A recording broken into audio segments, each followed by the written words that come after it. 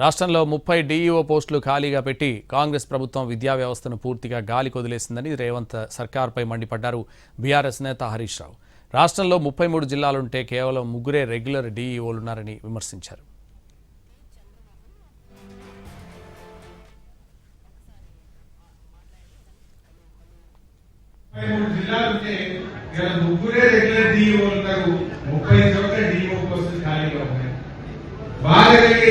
ప్రభుత్వం జాయింట్ కలెక్టర్లను అడిషనల్ కలెక్టర్లను డిఓగా పెడతా ఉన్నారు. విద్య మీద వాళ్ళకి ఏం అవగాహన ఉంటుంది?